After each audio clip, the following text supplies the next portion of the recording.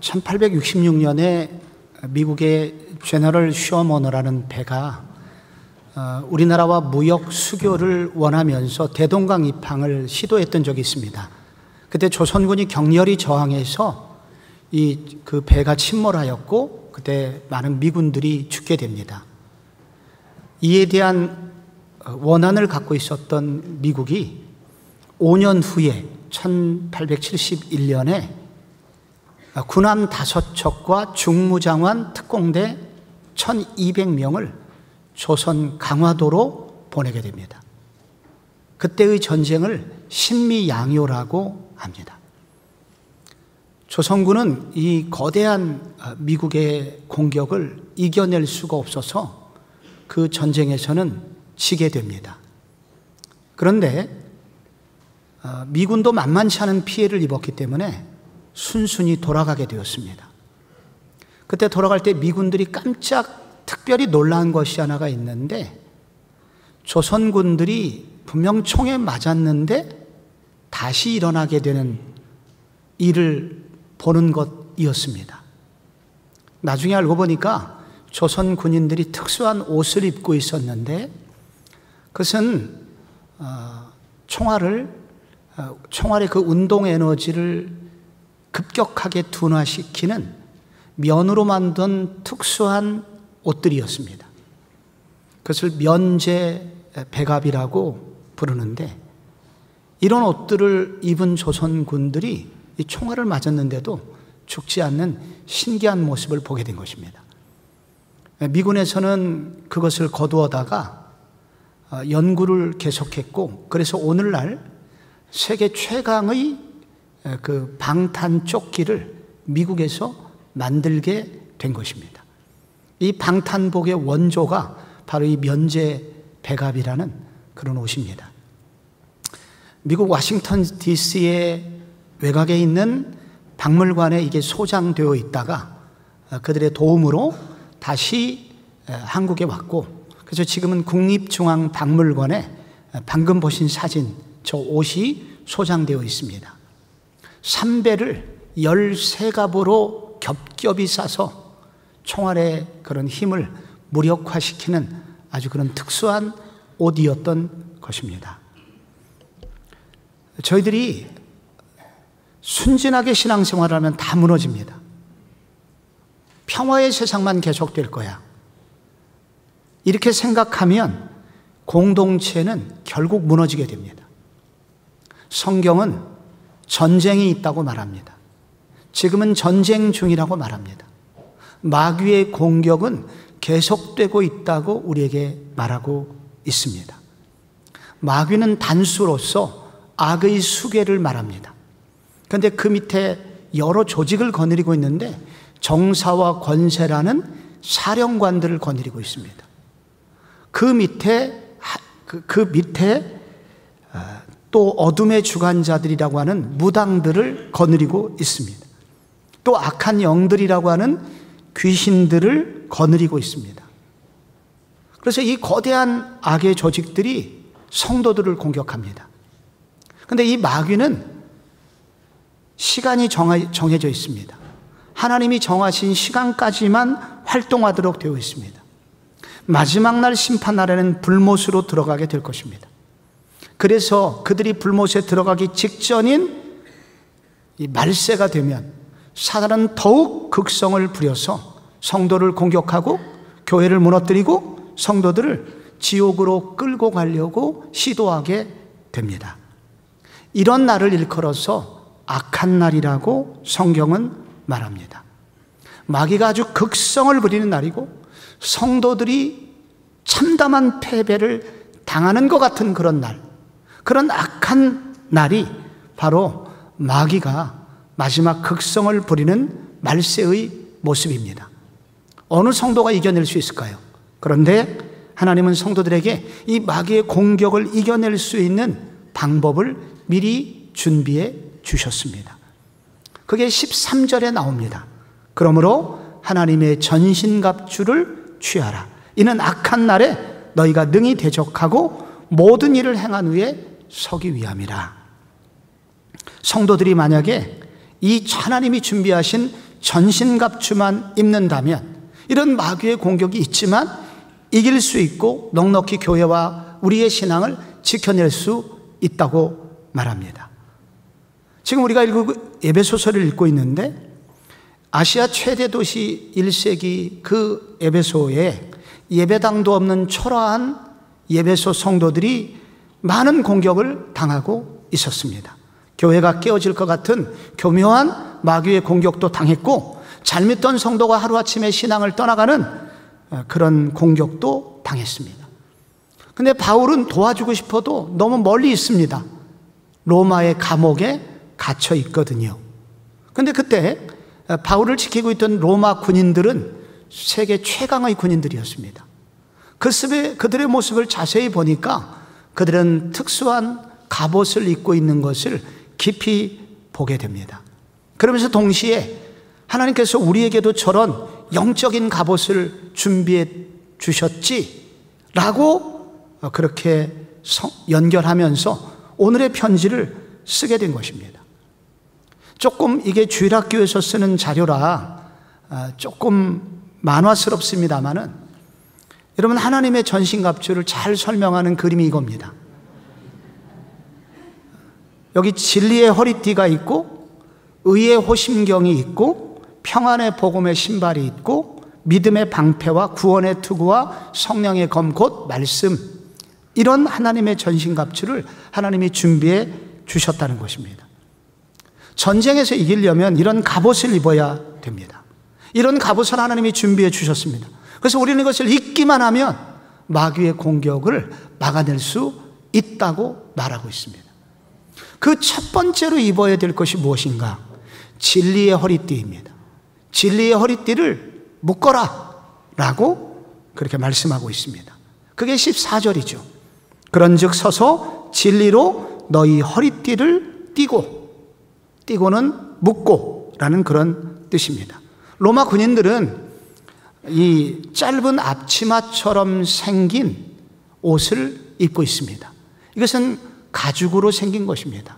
그런데 남성의 주요 부위와 허벅지를 보호하는 그런 옷의 역할을 합니다.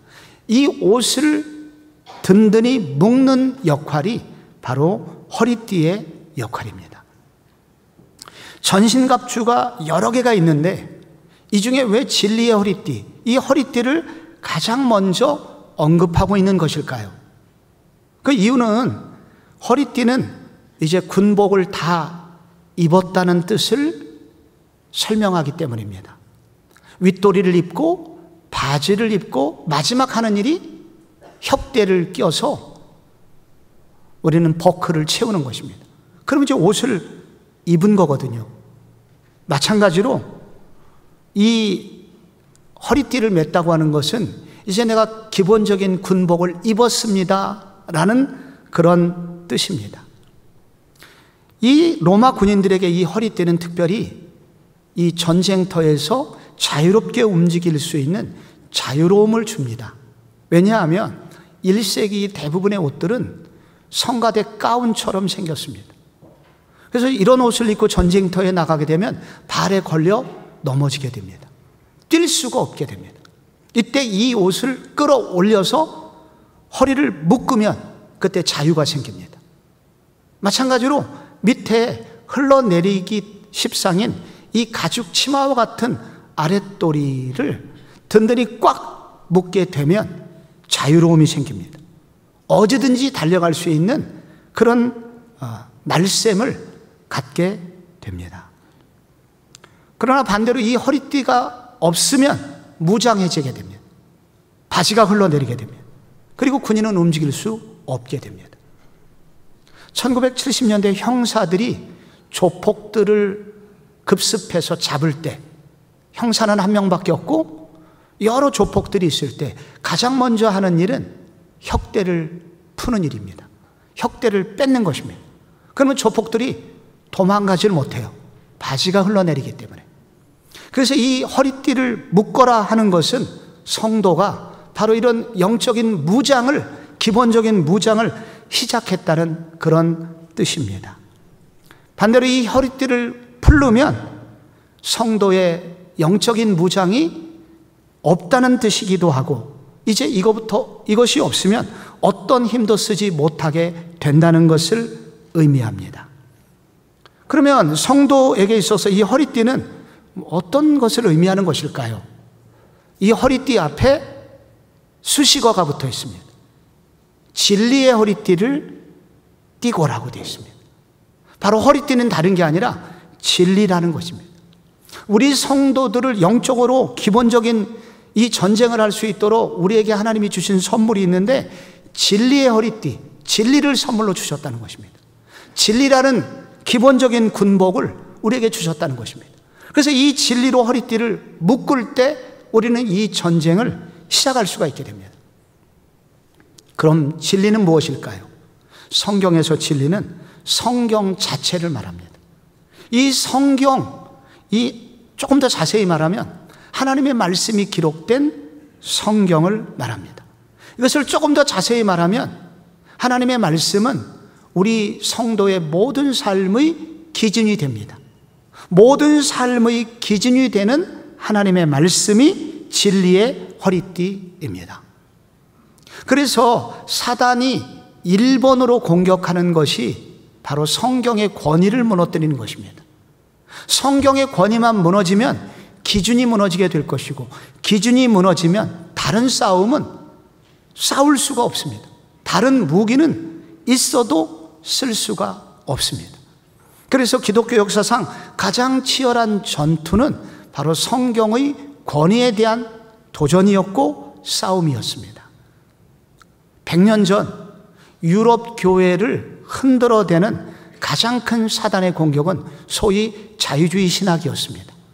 여러 신학자들이 있는데 그걸 하나로 묶으면 자유주의라는 이름으로 그렇게 묶을 수가 있습니다. 핵심은 성경, 모든 성경의 내용이 하나님의 말씀은 아니다. 이 성경 속에는 신화가 들어있다. 그 신화를 거두어낼 때 비로소 우리는 하나님의 말씀을 발견할 수 있다.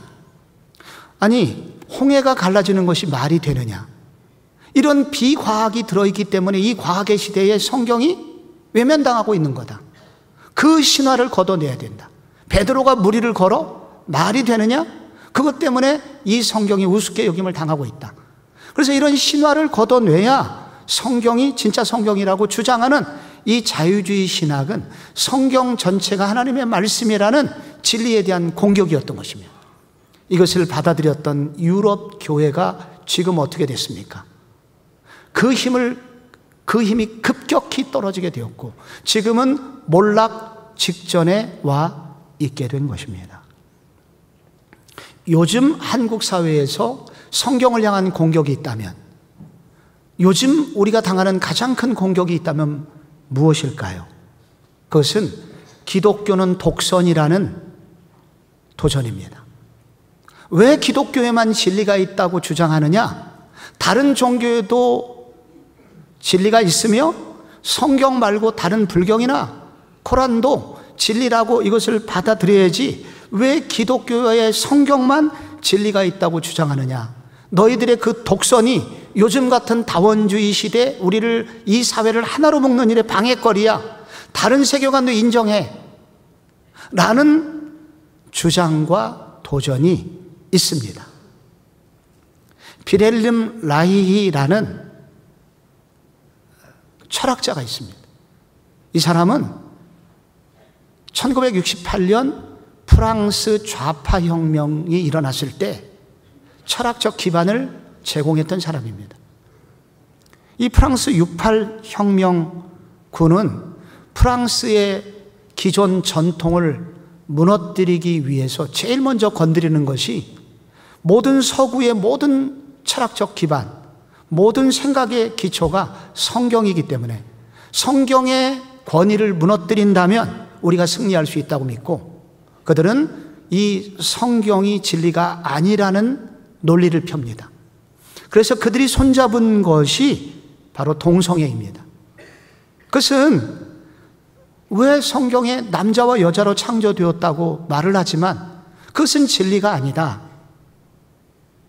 우리의 욕망이 진리다. 우리가 원하는 대로 우리의 욕구대로 사는 것이 진리고 우리의 쾌감, 우리의 즐거움을 얼마든지 표현할 수 있는 자유가 인간에게 있다. 그래서 성경이 진리가 아니라 우리의 욕구가 진리다 라고 주장하면서 성경에 남자와 여자로 하나님이 인간을 창조한 것을 흔들어대기 시작합니다. 전통적인 가정이 해체되게 됩니다. 이런 것들이 소위 요즘 오늘날 독소 조항이 들어있는 나쁜 차별금지법. 차별을 하면 안 되죠. 당연히 차별금지는 정말 있어야 됩니다. 그런데 이런 독소 조항이 들어있는 나쁜 차별금지법이 만들어지게 된 계기입니다. 영국은 오래전에 차별금지법이 통과가 되었습니다. 영국은 이 성이라고 하는 것은 인간이 결정하는 것이다. 내 생각에 내가 남자라고 생각하면 남자고 여자라고 생각하면 여자다. 그래서 이 만 14세가 되면 그들에게 결정권을 주어라 하는 것이 차별금지법이고 이것이 이제 오래전에 통과가 되었습니다.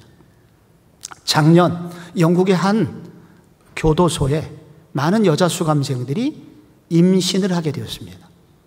그 이유는 한 남자 재소자가 거기 감옥에 들어가게 된 것입니다. 근데 주장하기를 나는 여자예요. 나는 지금까지 한 번도 남자라고 생각한 적이 없습니다.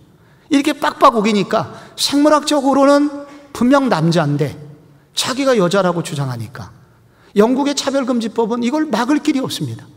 그래서 여자 교도소에 수감하게 되었고 그런 방금의 결과가 생기게 된 것입니다. 기준이 무너지면 모든 것이 결국 무너지게 되는 것입니다. 진리의 허리띠는 성경은 하나님의 말씀이며 이것이 우리 인생의 모든 인생의 기준이다 라는 것을 붙드는 것입니다. 이 세상의 어떤 사조나 상황과 상관없이 우리의 모든 것의 기준이 된다는 것을 분명히 하는 것, 이것이 바로 진리의 허리띠를 묶는 것입니다. 1960년대부터 약 50년 가까이 우리 소위 복음주의 진영의 가장 탁월한 학자라고 하면 존 스토트를 꼽습니다. 정말 세계적인 신학자고 우리 신학생들이 정말로 존경했던 학자인데 이분이 1993년 IVF 수련회 주강사로 초청을 받았습니다. 한국의 많은 설교자들이 관심을 갖게 됐습니다. 도대체 무슨 설교를 하실까? 저도 그 93년에 그분의 설교가 뭔지 그래서 이제 그 수련회 끝나자마자 테이블 구입을 했습니다. 가장 첫 번째 설교 내용은 성경은 하나님의 말씀이라는 것이었습니다. 하나도 신선하지 않아요. 은혜 못 받았습니다. 그 대단한 분이 와서 도대체 무슨 말씀을 할까 기대하고 막 들었는데 너무 뻔한 얘기 아니에요. 성경이 그럼 하나님의 말씀이지 하면서 성경의 권위에 대해서 얘기하고 있는 것입니다. 나중에 왜 그가 대가인지를 알게 되었습니다. 성경이 하나님의 말씀이고 이 성경이 우리 모든 인생의 기준이 됩니다 라는 이것을 도전하는 이런 악한 사조들이 이 한국 사회에도 있을 것을 이분은 예언적으로 알고 있었던 것이죠. 그래서 성경이 하나님의 말씀입니다 라는 것을 강조했던 것입니다. 진리의 허리띠는 성경이 하나님의 말씀이며 그렇기 때문에 성경 속에서 나오는 진리들의 덩어리인 교리를 중요하게 여깁니다. 하나님의 사람들은 이 교리를 중요하게 여겨야 됩니다. 성경의 기초들, 성경의 진리들의 그런 그 내용들을 묶어놓은 것이 교리고 이것은 마치 인간의 몸으로 말하면 척추와 같은 것입니다. 뼈와 같은 것입니다. 건물로 말하면 기둥과 같은 것입니다. 이것이 바로 교리인 것입니다. 그런데 사단은 공격하기를 우리로 하여금 교리에 대해서 무관심하게 만듭니다. 재미없다고, 딱딱하다고 그렇게 여기게 만들어서 멀어지게 합니다. 그래서 우리의 신앙을 부분적으로만 알게 만들어버립니다. 그래서 나중에 골다공증에 걸리게 해서 결국 신앙을 무너뜨리게 되는 것입니다. 여러분, 우리가 성경에 있는 진리의 요약이 사도신경입니다. 이런 교리를 묶어서 우리는 사도신경을 외우고 있습니다. 근데 많은 분들이 이 사도신경을 외우면서 이게 무슨 뜻인지를 몰라요. 그래서 능력이 없습니다. 신천지에서 탈퇴한 이후에 이단 사역 전문가로 활동하고 있는 김강림이라는 전도사가 있죠. 이분이 이단에 빠진 사람들을 조사를 해보니까 너무도 안타깝게 그 이단에 빠진 사람의 공통점이 딱 2번 이내에 다 질문에 넘어갔다고 합니다. 오래 걸릴 것도 없이 딱 1번 혹은 2번 질문하면 다 이단의 귀에 솔깃해갖고 다 넘어갔는데, 이유는 뭐냐? 구원의 교리가 거의 없었다는 것입니다. 교리의 기반이 없습니다. 부분적으로 은혜를 받는데 내가 무엇을 믿는지 알지 못해요. 나의 신앙 고백이 불분명해요. 한두 방 치니까 다 넘어지더라. 왜 교회에서 교리 공부를 하지 않느냐? 라고 그 젊은 사역자는 그렇게 소리친 것을 제가 두려움으로 들었던 적이 있습니다. 교리의 중요성입니다. 진리의 허리띠를 묶어야 되는 것입니다. 그런데 여기서 진리의 허리띠를 생각할 때 꼭 한 가지 기억해야 될 마지막 한 가지가 있는데, 그것은 성경의 핵심인 그리스도를 만나는 일입니다. 에베소서 1장 13절에 이렇게 나와 있습니다. 그 안에서 너희도 진리의 말씀 곧 너희의 구원의 복음을 듣고 그 안에서 또한 믿어 약속의 성령으로 인치심을 받았으니. 여기 진리의 말씀 곧 구원의 복음이 나옵니다. 진리의 핵심은 무엇입니까? 예수 그리스도입니다. 바로 그분이 우리에게 주신 십자가와 부활의 복음입니다. 그래서 성경을 그냥 읽으면 안 되고 성경 속에서 그리스도를 만나야 합니다. 근데 마귀의 도전이 뭐냐면 성경을 그냥 정보로만 혹은 지식의 일부로만 느껴지도록 마귀가 유혹한다는 것입니다. 그런데 정말 우리를 지켜주는 것은 무엇이냐? 진리의 허리띠를 묶으라고 하는 것은 성경의 주인공이신 예수를 만나라. 이 속에서 예수께서 우리에게 주신 복음이 무엇인지 깨닫고 이 복음으로 너희들의 허리를 묶어라. 그때 사단이 공격해도 이길 수 있다는 것입니다. 신실한 신앙인이면서 변증하였던 C.S. 루이스가 스크루테이프라는 책을 썼죠. 삼촌 마귀가 조카 마귀에게 사단의 전술 31가지를 알려주는 그런 편지입니다. 근데 그 악마의 편지에 이런 얘기가 나옵니다. 영국의 어떤 노신사가 일주일에 한 번씩 도서관에 가는 습관이 있었고, 그날 어떤 신앙적인 책을 잡으면서 뜻하지 않게 하나님은 어떤 분이실까 생각이 들었습니다. 그 하나님은 나하고 어떤 관련이 있을까? 그렇게 이제 생각을 딱 하려고 그러는데 그때 마귀가 찾아왔습니다. 점심 먹을 시간이야. 그래서 점심을 먹으러 갔습니다. 먹으면서도 아까 그 생각이 났습니다. 하나님은 어떤 분이시고 나하고 무슨 상관이 있을까? 밥 먹을 때는 먹는 일에만 집중해. 마귀가 또 생각을 집어넣었습니다. 밥 먹고 나오면서 그 생각을 다시 하려고 그러는데 오늘의 스케줄을 생각해봐. 보니까 스케줄이 오후에 있거든요. 그 생각을 접습니다. 그리고 버스를 타고 신문을 보면서 이제 집으로 돌아가는데 그 C.S. 루이스가 마지막에 이런 글을 남깁니다. 그날 버스를 타고 가는 노신사의 뒤에서 사단은 희미하게 미소 짓고 있었다. 사단의 도전은 다른 것이 아닙니다. 우리가 하나님의 말씀에 깊이 들어가지 못하게 하는 것입니다. 성경에서 그리스도를 만나지 못하게 하는 것입니다. 그래서 우리 성도들이 힘써야 되는 것이 무엇일까요? 진리의 허리띠를 묶는 것입니다. 성경이 하나님의 말씀이며 이거 내 삶의 기준이며 이것이 신앙의 교리이며, 그리고 여기서 그리스도를 만나게 될 때, 이 진리의 허리띠를 묶을 때 우리는 사단의 공격을 이겨낼 수 있다는 것입니다. 또 하나가 있습니다. 의의 호신경을 붙이라 라고 말하고 있습니다. 이전 성경에 의의 흉배를 붙이라 라고 기록이 되어 있었죠. 더 좋은 번역이라고 생각이 됩니다. 의의 흉배는 가슴에서부터 아랫배까지 일종의 우리가 입고 있는 조끼의 크기를 가지고 있는 옷이 의의 흉배입니다. 일반 병사들은 가죽으로 된 이러한 의의 흉배를 입었고 장군들은 얇은 철로 된 그런 의의 흉배를 입게 되었습니다. 이 흉배가 왜 중요하냐면 바로 흉배가 입는 바로 그 뒷부분에 심장이 있습니다. 그리고 거기 위장이 있고 간장이 있고 우리의 모든 내장들이 거기다 들어 있습니다. 그래서 로마 군인들은 전쟁에 나가기 전에 이 가죽을 물에 담그게 됩니다. 그래서 물이 먹은 그 의의 그 흉배를 입고 나가게 됩니다. 불화살 때문입니다. 화전이 공격을 할 때 그 가죽이 타지 않도록 막기 위해서입니다. 그래서 이 물먹인 가죽 흉배를 입고 나갈 때 로마의 군인들은 너무 든든했습니다. 그런데 도대체 이 흉배는 영적으로 어떤 의미가 있는 것일까요? 왜 우리에게 이런 흉배를 입으라고 합니까? 1세기의 사람들은 생각하기를 우리의 모든 감정이 내장으로부터 나온다고 생각을 했습니다.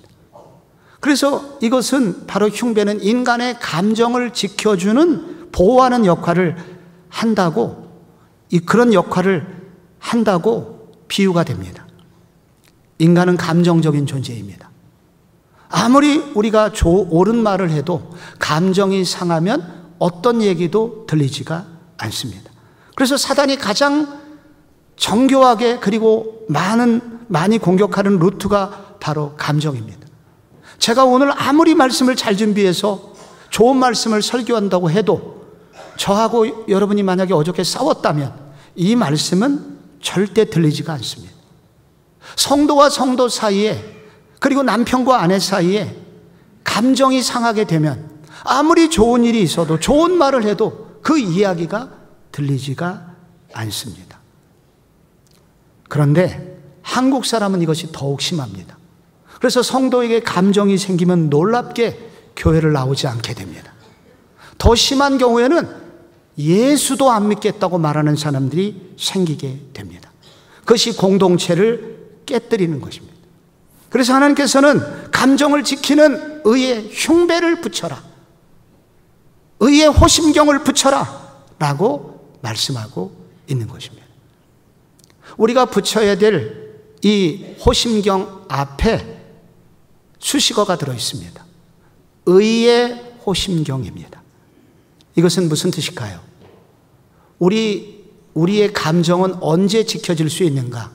그리스도의 의로 옷 입을 때만 우리의 감정이 지켜질 수 있다는 것입니다. 인간의 감정은 언제 무너질까요? 내가 자랑하는 것이 공격받을 때입니다. 내가 소중하다고 여기는 것, 귀하게 여기는 것이 공격받을 때, 그것이 무너졌다고 생각될 때 우리 인간의 감정은 그때 폭발하게 됩니다. 왜냐하면 내가 그 자랑을 기초로 하여 그동안 내 존재를 증명해 왔는데 그 내 자랑이 공격받으면 내 존재 자체가 무너지게 됩니다. 그래서 내 자랑이 공격받을 때 우리의 감정은 폭발하게 되고 그 사람과 원수가 되는 것입니다. 그래서 이와 같은 이 우리의 자랑이 무너질 때 폭발하지 않도록 이것을 해결할 수 있는 길이 한 가지가 있다고 성경이 말하는 것입니다. 그것은 바로 내 자랑 앞에 그리스도의 의를 앞세울 때, 그때 우리는 이 감정을 지킬 수 있다는 것입니다. 바울은 이 부분을 빌립보서 3장에서 강조를 하고 있습니다. 여기 하나님의 의가 나옵니다. 그 안에서 발견되려 함이니 내가 가진 의는 율법에서 난 것이 아니요 오직 그리스도를 믿음으로 말미암은 것이니 곧 믿음으로 하나님께로부터 난 의라. 믿음으로 하나님께로부터 난 의라. 그는 이렇게 선언을 합니다. 빌립보서 3장은 어느 날 빌립보 안에 이단의 침투에 대한 해결책을 적고 있는 부분입니다. 이때의 이단은 유대교 이단이었습니다. 예수를 믿는 것만으로는 충분하지 않습니다. 유대인들이 받는 할례를 받아야 완전한 구원을 받을 수 있고 이것을 1등 신자라고 합니다. 1등 신자가 되려면 예수만 믿어서는 안 되고 유대인들이 하고 있는 거 할례도 받고 절기도 지키고 이런 것들을 해야 진짜 구원을 받는 것입니다 라는, 이것을 선행 구원론이라고 합니다. 이 이단이 빌립보 교회에 침투하게 됩니다.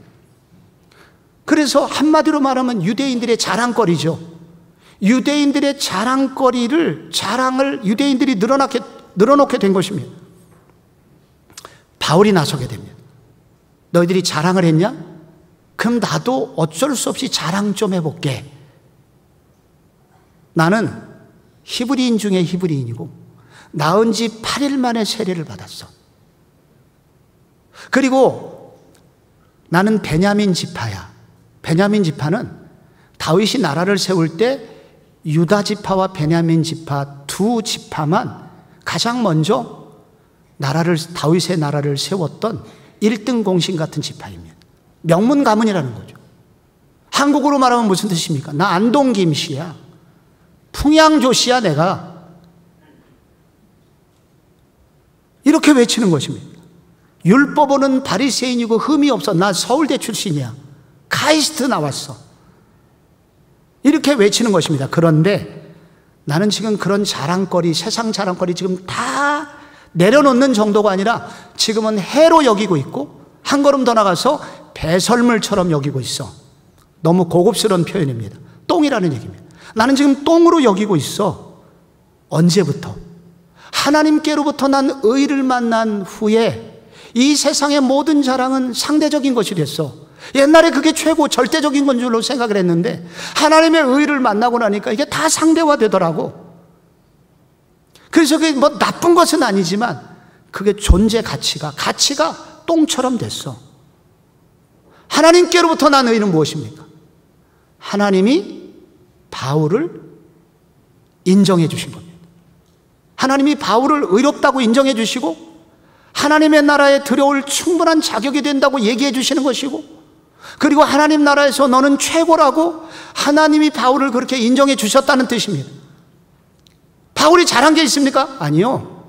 예수 그리스도가 십자가에서 행하신 그 십자가의 은혜 때문에 그리스도를 통하여 그 하나님의 의가 자기에게 전가되게 된 것을 바울이 깨닫게 됩니다.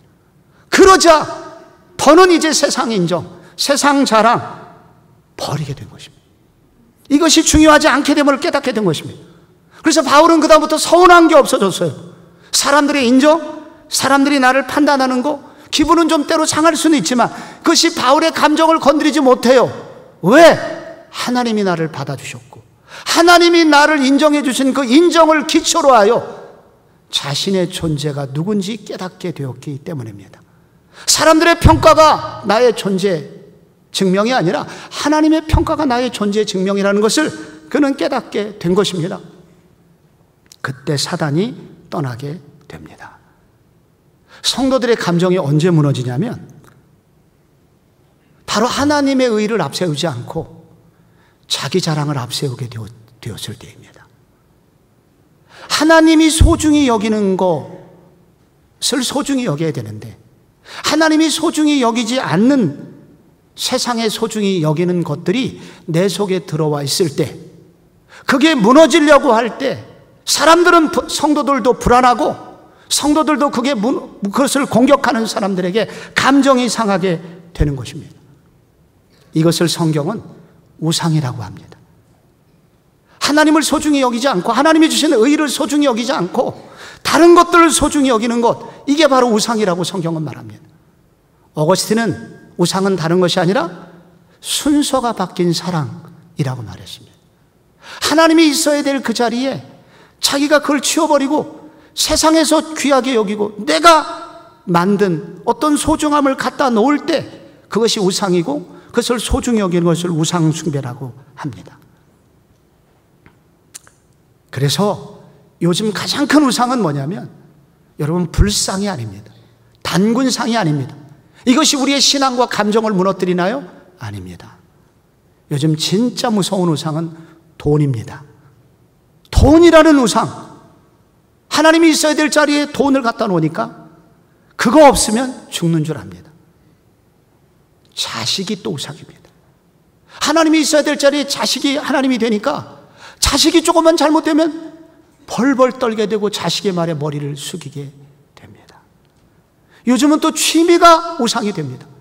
내가 즐기는 운동이 우상이 됩니다. 그래서 그게 잘못되면 내 인생도 무너지는 것처럼 느끼게 됩니다. 그런데 최근에 이 팀 켈러 목사님의 업적 중에 한 가지가 이와 같이 겉으로 보이는 우상보다 더 깊숙이 숨겨진 우상이 있는데 바로 내면적 우상이 있다고 그는 이것을 들추어냈습니다. 그것은 인정받음이라는 우상이 있다. 그래서 겉으로 어떤 표면적으로 이게 우상인 것 같지만 진짜 따지고 보면 우리가 언제 흔들리냐? 내가 정말 사람들에게 인정을 받아야 되는데 인정받지 못하는 그 인정받음이 하나님이 있어야 될 자리를 대신 차지하고 있는 우상이 됐다는 거예요. 하나님과 상관없이 내가 성경에서 나름대로 해석한 자기 어떤 신념을 딱 만들어가지고 그 신념을 우상으로 섬기면서 하나님이 있어야 될 자리를 대신 차지하게 만든다는 거예요. 교묘하게 다른 사람을 통제함으로 쾌감을 느끼는 이런 통제의 우상이 우리 속에 숨겨져 있다는 것입니다.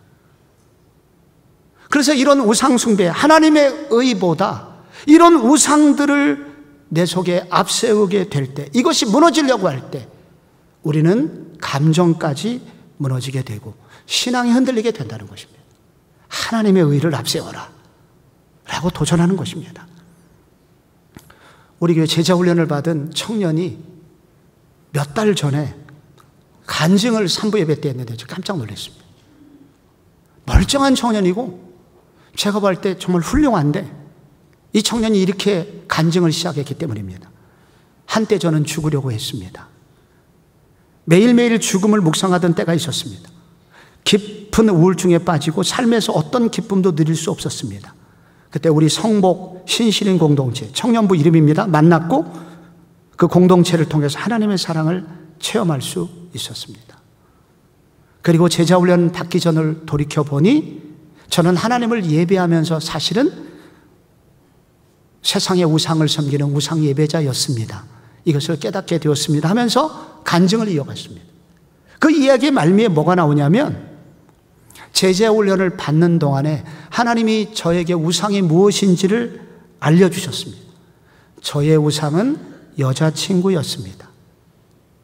여자친구 만나기 전에 하나님 만나러 가기 전에 먼저 여자친구가 우선이었고 하나님을 만나지 못했을 때는 밥이 잘 넘어갔는데 여자친구가 만나주지 않겠다고 하면 밥이 넘어가지 않았습니다. 여자친구는 나의 삶에 지대한 영향을 주었습니다. 이거를 깨닫게 된 거예요. 여자친구가 우상이었구나. 그래서 순서를 재조정하게 됩니다.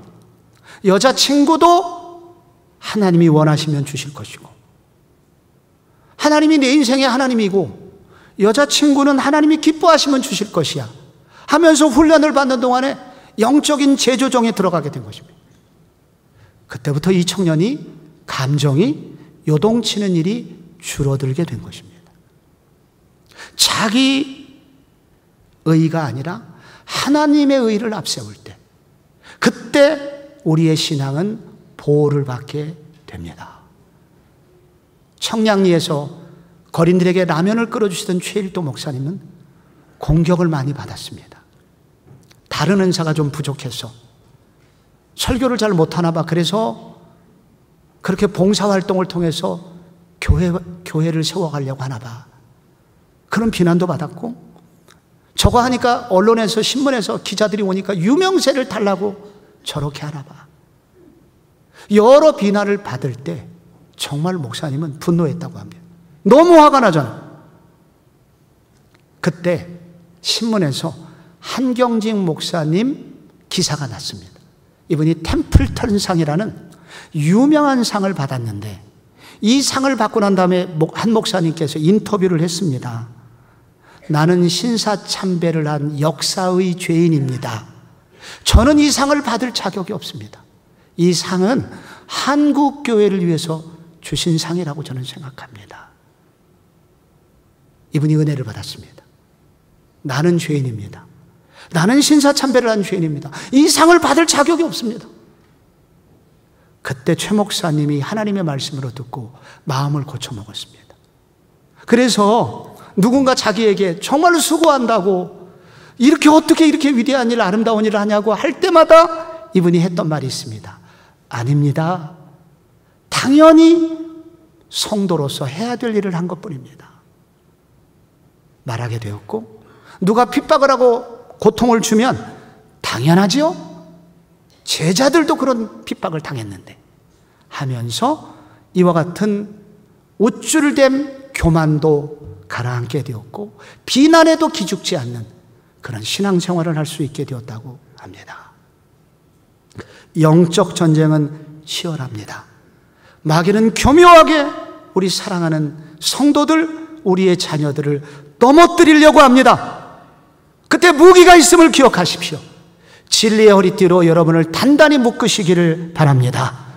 하나님의 말씀이 이렇게 가장 중요하다는 것을 알고 이 말씀 사랑하는 일을 중단하지 마십시오. 성경의 권위와 교리를 공부하기를 힘쓰십시오. 의의 흉배를 붙이십시오.